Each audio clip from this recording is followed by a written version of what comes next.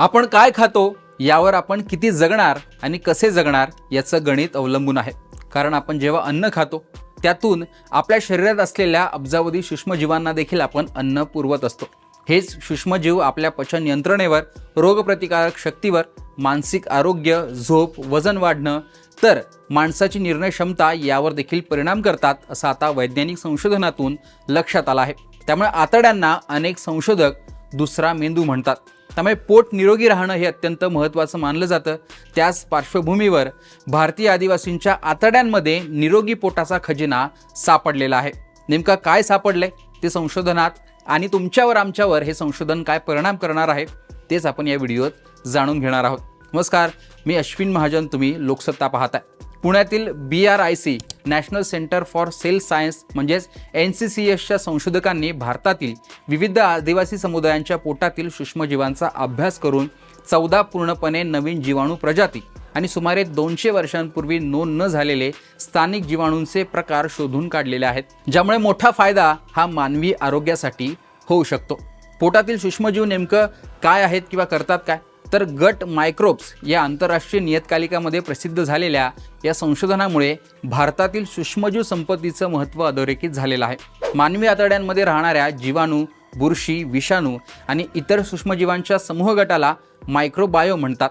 आपल्या शरीरात असलेल्या मानवी पेशींपेक्षा हे सूक्ष्मजीव अधिक संख्येने असतात आणि हे मायक्रोबायोम ते पुढील महत्त्वाची कामं करतात. तर ती कोणती?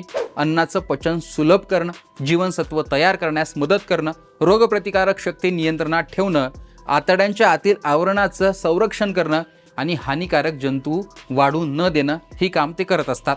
NCCSचे संशोधक डॉक्टर धीरज धोत्रे यांनी इंडियन एक्सप्रेसशी संवाद साधताना सांगितलं की प्रत्येक व्यक्तीच्या शरीरात गट मायक्रोबायोम वेगळा असतो.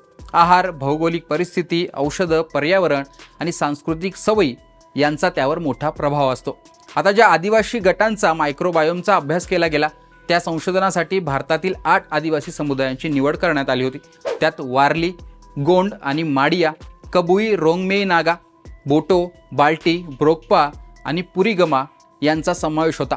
हे समुदाय भौगोलिकदृष्ट्या एकमेकांपासून हजारो किलोमीटर लांब राहतात आणि त्यांचा आहार, जीवनशैली एकमेकांपासून पूर्णपणे भिन्न आहे.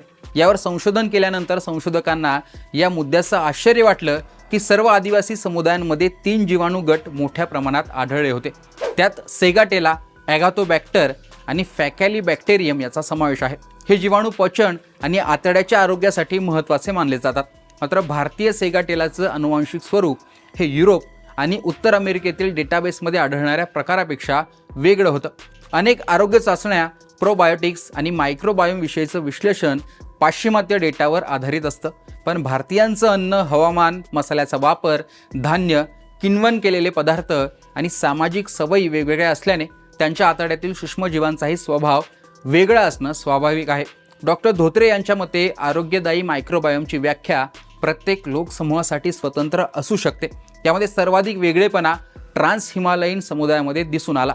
त्यांच्या पारंपरिक आहारात दूध, घरचं लोणी, गहू, बार्ली, तांदूळ, पालेभाज्या, कंदमुळं, फळं आणि विविध प्रकारच्या बेरीज यांचा समावेश होता. या समुदायांमध्ये बिफिडोबॅक्टेरियम या उपयुक्त जीवाणूंचं प्रमाण अधिक आढळलं. तसेच लॅक्टोज, गॅलॅक्टोज आणि धान्यातील कार्बोहायड्रेट्स पचवणाऱ्या जनुकांची संख्या अधिक होती. याचा अर्थ असा निघू शकतो की पिढ्यानपिढ्या चालत आलेल्या आहारांशी जुळवून घेत मायक्रोबायोममध्ये उत्क्रांती झालेली असावी. दुसरीकडे शहरीकरण, प्रक्रिया केलेल्या अन्नपदार्थांचा बेसुमार वापर, अँटीबायोटिक्सचा अतिवापर, कमी शारीरिक हालचाल आणि निर्जंतुकीकरणावर अवलंबून राहणं यामुळे जगभरात मायक्रोबियल विविधता कमी होत असल्याची चिंता जगभरात व्यक्त केली जाते. आदिवासी आधुनिक जीवनशैलीपासून अद्याप दूर आहेत आणि त्याच पार्श्वभूमीवर त्या जीवनशैलीचा विचार केला तर ते आजही स्थानिक धान्य खातात, हंगामी भाज्याचा वापर करतात, किण्वन केलेल्या पदार्थांचं सेवन करतात आणि नैसर्गिक वातावरणात दीर्घकाळ राहतात. त्यामुळे आदिवासींचं मायक्रोबायोम हे मानवजातीच्या उत्क्रांतीच्या टप्प्यातील जिवंत जैविक संग्रहालयच आहे असं संशोधकांना वाटतं. हे संशोधन आपल्याला महागडी उत्पादनं खरेदी करण्यापेक्षा पारंपरिक भारतीय आहाराचं महत्त्व अधोरेखित करतं. तज्ज्ञांच्या मते आतड्याच्या आरोग्यासाठी उपयुक्त सवयींमध्ये विविध धान्यांचं नियमित सेवन करणं, भरपूर भाजीपाला आणि फळं खाणं, कडधान्य, ताक, दही हे सगळे पदार्थ जेवणात असणं आवश्यक मानलं जातं. अनावश्यक अँटीबायोटिक्स टाळणं आणि सर्वात महत्त्वाचं म्हणजे नियमित झोप आणि व्यायाम या बाबी आवश्यक आहेत. पोट आणि मेंदूचा थेट संबंध गेल्या 2 दशकात विज्ञानाने गट ब्रेन ॲक्सिस म्हणजेच आतडं आणि मेंदूचा संबंध या संकल्पनेला अधिक महत्त्व दिलेलं आहे. आपल्या आतड्यांमध्ये सुमारे 10 कोटींहून अधिक मज्जापेशी असतात. हा मज्जासंस्थेचा एक भाग एंटरिक नर्वस सिस्टीम म्हणून ओळखला जातो. तो मेंदूशी वॅगस नर्व, हार्मोन्स आणि सूक्ष्मजीवांनी तयार केलेल्या रसायनांद्वारे सतत संवाद साधत असतो. त्यामुळेच ताण वाढला की पोट बिघडतं, भीती वाढली की पोटात गोळा येतो आणि पोटाचं आरोग्य खराब झालं तर मनस्थितीवर देखील परिणाम होतो. त्यामुळेच अनेक न्यूरोसायंटिस्ट आतड्यांना दुसरा मेंदूही म्हणतात. 8 वर्षांपूर्वीच 2017मध्ये शरीरातील सूक्ष्मजीव, जैविक घड्याळ आणि आरोग्य यांच्यातील संबंधांवर झालेल्या संशोधनाला फिजिओलॉजी आणि मेडिसिनमधील नोबेल पारितोषिक प्रदान करण्यात आलं होतं. या सन्मानामुळे मानवी शरीरात राहणारे सूक्ष्मजीव आणि त्यांचा आरोग्यावर होणारा परिणाम हे आधुनिक वैद्यकशास्त्राच्या केंद्रस्थानी आलं होतं. हा पुरस्कार थेट दुसरा मेंदू या संकल्पनेला नसला मिळाला तरी त्यानंतर गट मायक्रोबायोम विषयक संशोधनाला जागतिक स्तरावर गती मिळाली आणि पोटातील सूक्ष्मजीवांचा मानसिक आणि शारीरिक आरोग्याशी असलेला संबंध अधिक गांभीर्याने अभ्यासला देखील जाऊ लागला. बाजारात मिळणाऱ्या अनेक प्रोबायोटिक्समध्ये बायोफिडोबॅक्टेरियम ॲडलेसेंटिस हा जीवाणू वापरला जातो. NCCSच्या अभ्यासात भारतीय समुदायातील या जीवाणूचा प्रकार औद्योगिक देशातील प्रकारापेक्षा अनुवांशिकदृष्ट्या वेगळा असल्याचं आढळलं.